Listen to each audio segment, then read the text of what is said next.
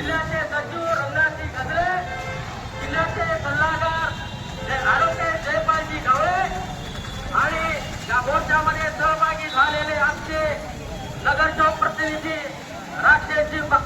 राकेश बारे आणि डॉक्टर मुनंजे या सर्व प्रमुख पदाधिकाऱ्यांच्या उपस्थितीमध्ये जगज्योती महात्मा बसवेश्वर महाराज, घटनेचे शिल्पकार डॉक्टर बाबासाहेब आंबेडकर, छत्रपती शिवाजी महाराज, सर्व महामानवांना वंदन करतो.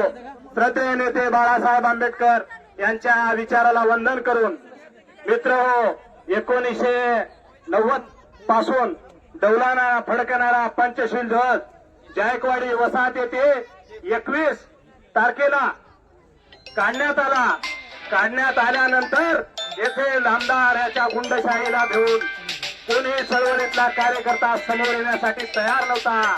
त्यावेळेस वंचित बहुजन आघाडी इथे एकही कार्यकर्ता नसताना आम्ही निवेदन देण्यासाठी आलो. निवेदन देत असताना आमच्या सोबत फक्त 5 सैनिक होते. त्या 5 सैनिकांमध्ये पंचशील भाऊ कांबळे, आमचे बुद्धेजी नामदेवजी बुद्धे, स्वप्नाताई खाडे, ज्योतिताई खाडे, उत्तम मामा महाबळे या 5 जणांना घेऊन आम्ही गेल्या 21 तारखेपासून घरावर तुळशीपत्र ठेवून दिवस रात्र या लोहा खंडारच्या प्रत्येक गावागावामध्ये फिरून तुम्हाला आम्ही या पंचशील ध्वजाच्या अवमानाप्रकरणी या म्हणून आम्ही तुम्हाला आवाहन केलो. आमच्या आव्हानाला प्रतिसाद देऊन तुम्ही आलात त्याबद्दल मी तुमचा तर आभारी आहेत व मी खूप ऋणी आहे.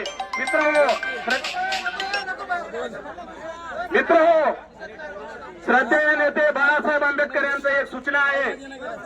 आपल्याला पंचशील ध्वज हे संविधानिक मार्गाने आणि शासनाच्या मार्फत तिथं सन्मानानेच ध्वज लावायचा आहे.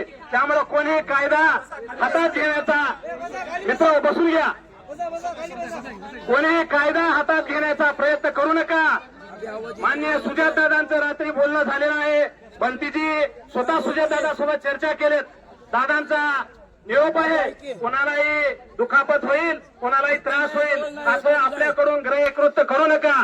दादाची आणि श्रद्धेय बाळासाहेब आंबेडकरांची आपल्याला शपथ आहे. आपण ज्या मार्गाने शांततेत आलात त्याच मार्गाने आपल्याला जायचं.